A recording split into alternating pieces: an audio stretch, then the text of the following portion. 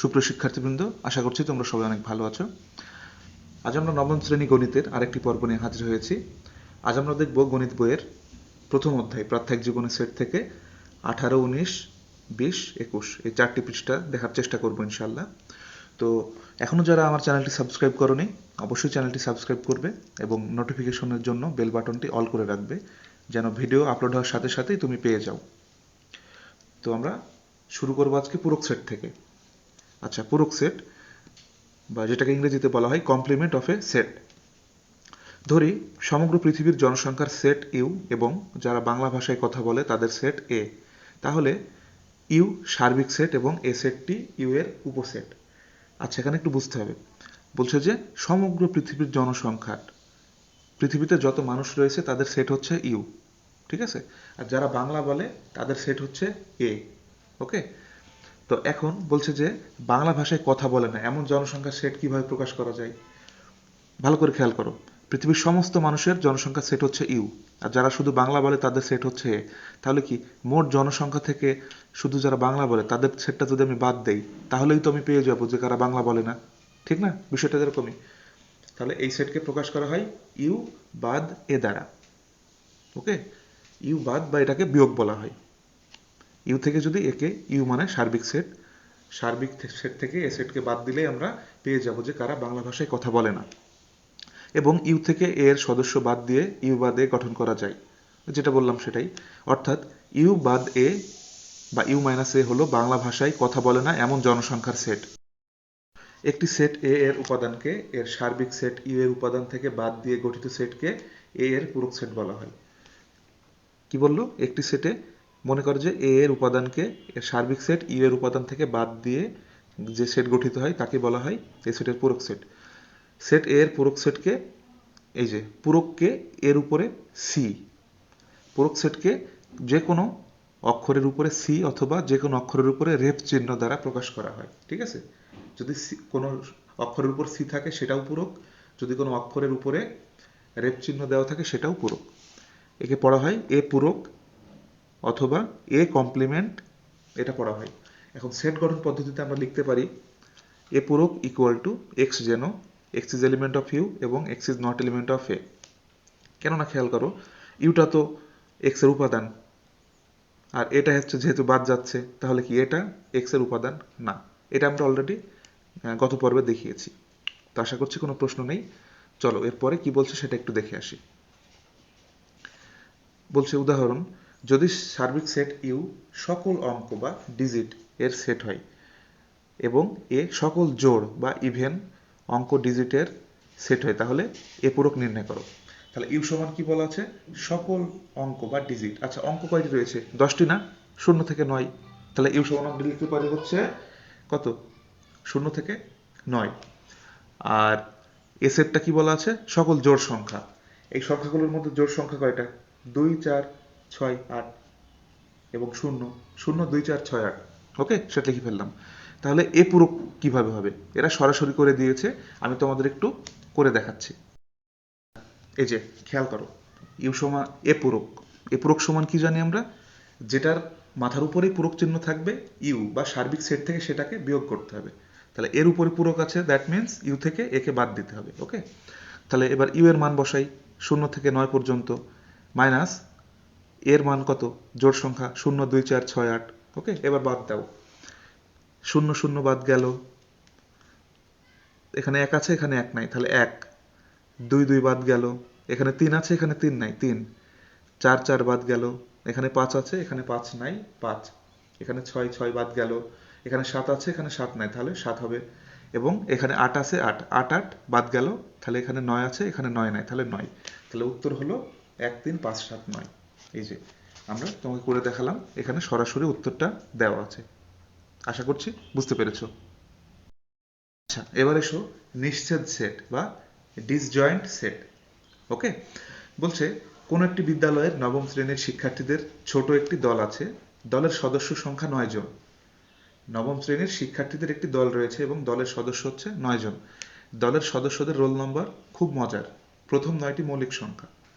এই যে এটা কিন্তু অনেক মজার একটা ব্যাপার, প্রথম 9টি মৌলিক সংখ্যা। আমরা তো মৌলিক সংখ্যার ক্লাস করেছি, তো আমি মৌলিক সংখ্যা সম্পর্কে একটি ভিডিও রয়েছে, খুবই সুন্দরভাবে বুঝিয়েছি। আমি ডেসক্রিপশন বক্সে দিয়ে দিব, তোমরা প্রয়োজনে দেখে নিবে, ঠিক আছে? তাহলে সুবিধা হবে।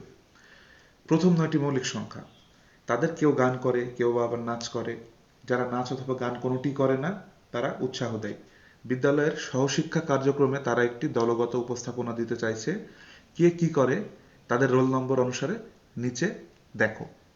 এখন কে কি করছে সেটা ওরা আমাদের জানিয়ে দিচ্ছে। তো চলো দেখি পরবর্তী পৃষ্ঠায় কি বলছে।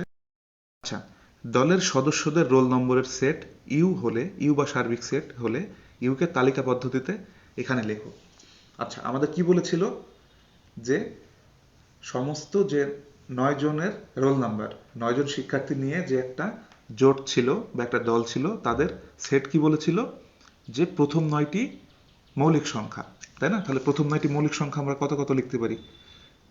2, 3, 5, 7, 11, 13, 17, 19, 23। 9টি হয়ে গিয়েছে না? 1, 2, 3, 4, 5, 6, 7, 8, 9। তাহলে ইউ সেট হবে হচ্ছে এই যে এটা। আশা করছি বুঝতে পেরেছো। এখানে বলছে যে ইউ সেটটা বা সার্বিক সেটটা হবে ওই যে 9 জনের যে দল ছিল তাদের রোল নাম্বার। আর রোল নাম্বার কি বলা ছিল যে প্রথম 9টি মৌলিক সংখ্যা, এই যে প্রথম 9টি মৌলিক সংখ্যা লিখলাম। গান করে যারা তাদের রোল নম্বরের সেট হচ্ছে ই ইকুয়াল টু 5, 11, 17, 23, এবং নাচ করে যারা তাদের রোল নম্বরের সেট হচ্ছে এফ ইকুয়াল টু 2, 7, 13। তাহলে আমি ইউ এর মান উপাদানগুলো পেয়ে গিয়েছি, ই এর উপাদান পেয়ে গিয়েছি, এফ এর উপাদানও পেয়ে গিয়েছি। লক্ষ্য করো, ই ইন্টারসেকশন এফ বা ই ছেদ এফ ইকুয়াল টু ফাঁকা সেট। এটা বলতে কি বুঝিয়েছে? তাহলে এখানে বলছে যে ই ইন্টারসেকশন এফ ইকুয়াল টু ফাঁকা সেট, অর্থাৎ তাদের পক্ষে একটি সাধারণ দলগত উপস্থাপনা দেওয়া সম্ভব নয়। এই যে এখানে দেখো ই আর এফ দুইটার যে সেট রয়েছে, কোনো মিল আছে? কোনো মিল নেই, তাহলে এই জন্য এটা ফাঁকা সেট। ওকে, তাহলে এক্ষেত্রে বলা যায় ই এবং এফ পরস্পরের নিশ্চেদ সেট। তাহলে নিশ্চেদ সেটটা কি বোঝা গেছে? যে দুইটা সেটের উপাদানগুলোর মধ্যে যদি কোনো মিল না থাকে তখন আমরা বলতে পারি এটা পরস্পরের নিশ্চেদ সেট। দুইটি সেট এ এবং বি কে নিশ্চেদ সেট বলা হয় যদি A intersection B equal to ফাঁকা সেট হয়।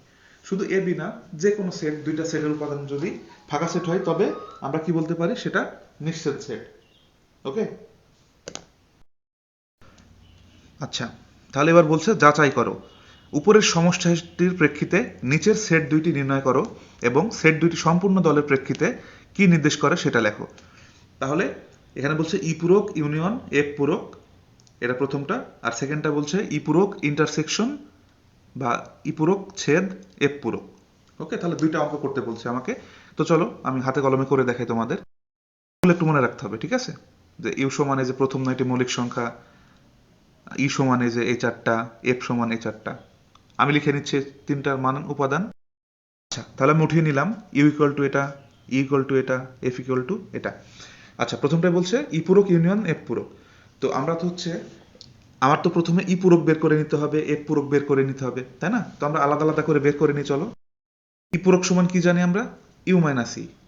কারো মাথার উপর পূরক চিহ্ন থাকা অর্থ হচ্ছে ইউ থেকে সেটাকে বাদ দেওয়া। ওকে, তাহলে ই পূরক equal to you minus E. তাহলে ইউ এর উপাদানগুলো বসালাম, মাইনাস ই অর্থ কি? ই এর মান হচ্ছে যেগুলো এই যে চারটা, এই চারটা বিয়োগ হিসাবে দিলাম। ওকে, এবার হিসাব করো। বিয়োগ মানে হচ্ছে যেটা মিল থাকবে। এখানে 3 আছে, ও সরি এখানে 3 নেই, এখানে 5 আছে, এখানেও 5 আছে, তাহলে 5 বাদ, 11 11 বাদ যাবে, 17 17 বাদ যাবে, 23 23 বাদ যাবে। তাহলে এইগুলো বাদ গেলে কত থাকছে? 2, 3, 7, 13, 19। 2, 3, 7, 13, 19। এই যে ই পূরক সমান পেয়ে গেলাম। এবার সেম ভাবে এফ পূরক বের করে নিই আমরা। এই যে এফ পূরক সমান কি? You minus F. ওকে, তাহলে ইউ মাইনাস এফ, ইউ এর যে উপাদানগুলো বসালাম মাইনাস এফ এর উপাদানগুলো বসালাম। তাহলে এবার দুইটার মধ্যে কোনগুলো মিল আছে দেখো তো। এখানে 2 আছে, এখানে 2 আছে, বাদ গেল। এখানে 7, এখানে 7 বাদ গেল, 13 13 বাদ গেল। তাহলে কি থাকে? 3, 5, 11, 17, 19, 23। এই যে উত্তর 3, 5, 11, 17, 19, 23। তাহলে আমরা ই পূরক এবং এফ পূরক দুটোই পেয়ে গেলাম। এবার আমাদের যে আসল অঙ্ক ছিল ই পূরক ইউনিয়ন এফ পূরক, এটা বের করে ফেলি। চলো, এই যে ই পূরক ইউনিয়ন এফ পূরক। তাহলে ই পূরক আমরা যেটা বের করলাম, ই পূরকের উপাদানগুলো লিখলাম, ইউনিয়ন চিহ্ন আছে, ইউনিয়ন চিহ্ন দিলাম। এবার আছে এফ পূরক, এই যে এফ পূরক তো এইমাত্রই পেলাম, এটা বসিয়ে দিলাম। এবার খেয়াল করো, ইউনিয়ন মানে কি, দুইটা সেটের মধ্যে যে দুটা সেটেরই যে উপাদানগুলো থাকবে সবাইকে মিলিয়ে একটা সেট বানানো। তো সবাইকে আমরা একবার করে লিখব। 2 3, 2 আছে 2 দিলাম, 3 দুটোর মধ্যে আছে একবার দিলাম, এখানে 5 আছে 5 7, তারপরে 11 13 17 19 23, মানে সবগুলো এক কথায় দুইটা সেটকে মিক্স করে একটা সেট বানিয়ে দিতে হবে। এবার খেয়াল করে দেখো তো, এই সব সেটগুলোকে আমরা ইউ এর মান পেয়েছিলাম না, ইউ এর সেট বা সার্বিক সেট, এই যে 9টা, 2 3 5 7 11 13 17 19 23, এটা হচ্ছে মৌলিক সংখ্যা প্রথম 9টি। ওকে, তাহলে আমরা লিখতে পারি ইউ সমান সার্বিক সেট। ওকে, আচ্ছা, পরের অঙ্কটা কি বলছে, ই পূরক ইন্টারসেকশন এফ পূরক।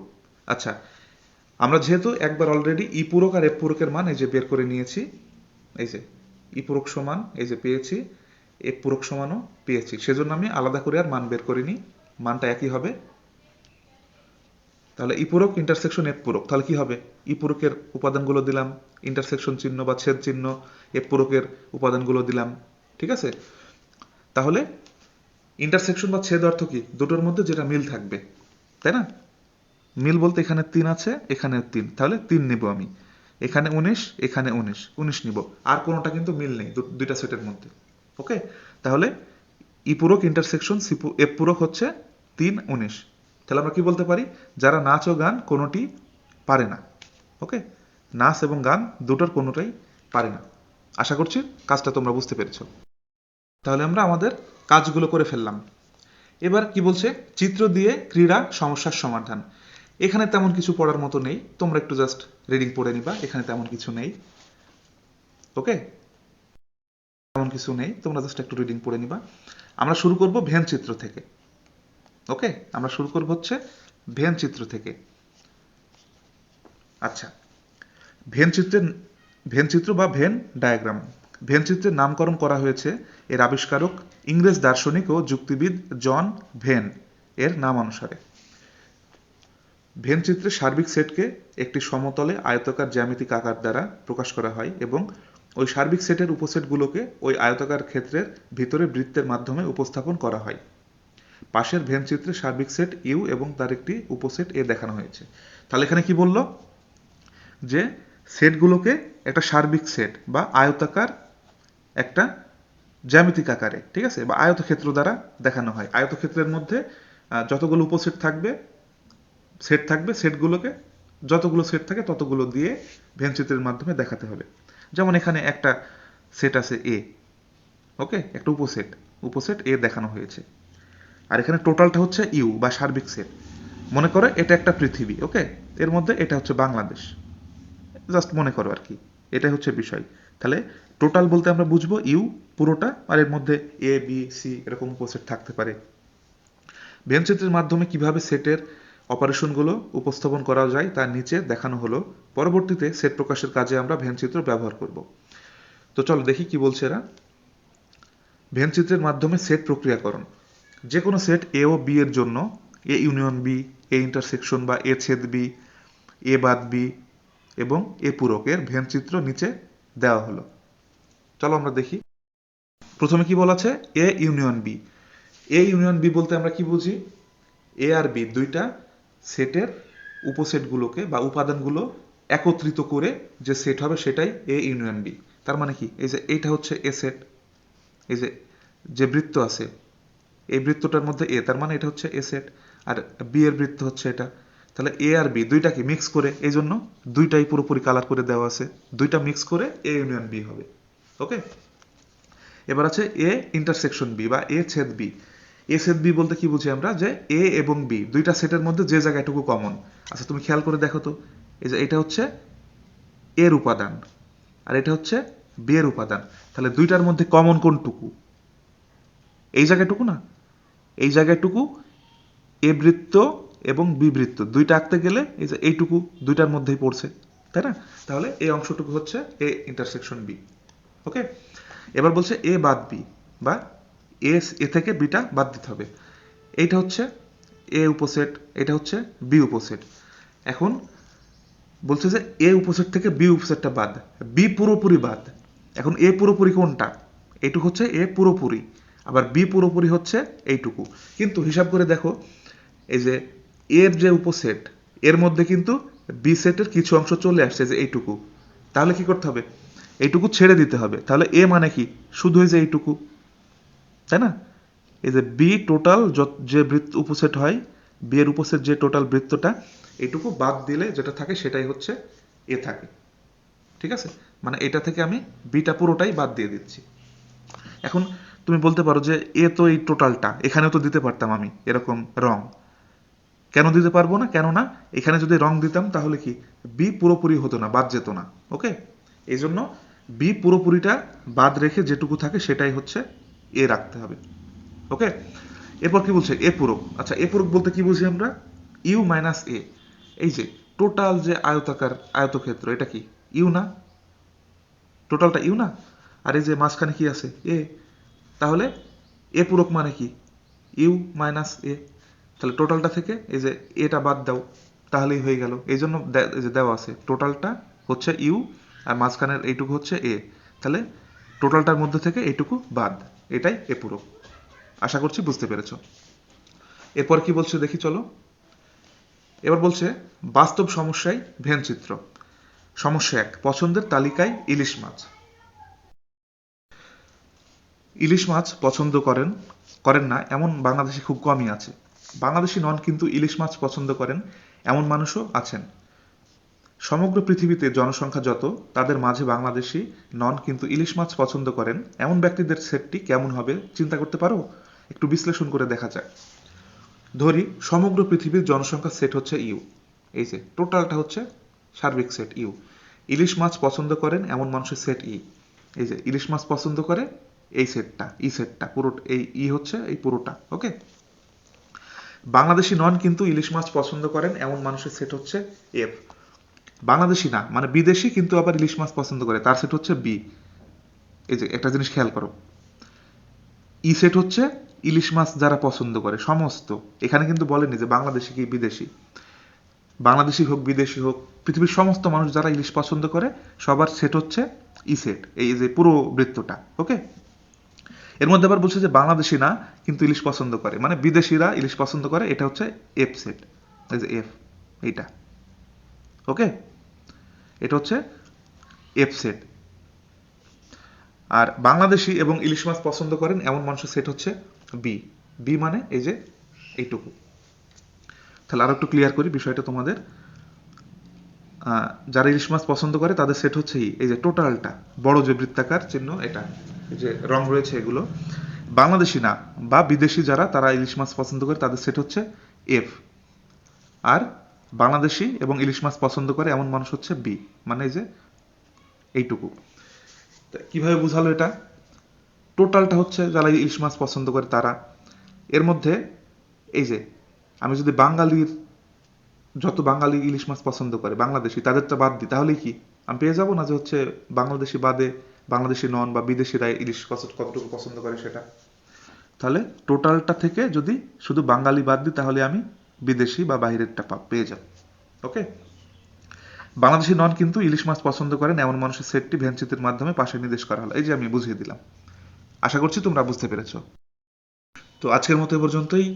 আশা করছি ভিডিওটা তোমরা বুঝতে পেরেছো। তোমরা মনোযোগ দিয়ে দেখবে এবং টেনে দেখবে না, তোমরা পর্যায়ক্রমে পুরোটা ভিডিও দেখবে। টেনে দেখলে অনেক গুরুত্বপূর্ণ তথ্য মিস হয়ে যাবে।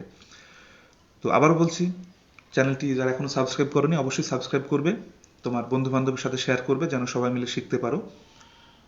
আর নোটিফিকেশন বাটনটি অল করে রাখবে যেন ভিডিও আপলোড হওয়ার সাথে সাথে ভিডিওটি পেয়ে যাও। আর আমাদের ফেসবুক পেজ এবং গ্রুপ আছে, ওখানে জয়েন হবে, লিঙ্ক আমি ডেসক্রিপশন বক্সে দিয়ে দিব। তো আজকের মতো পর্যন্তই। আল্লাহ হাফেজ।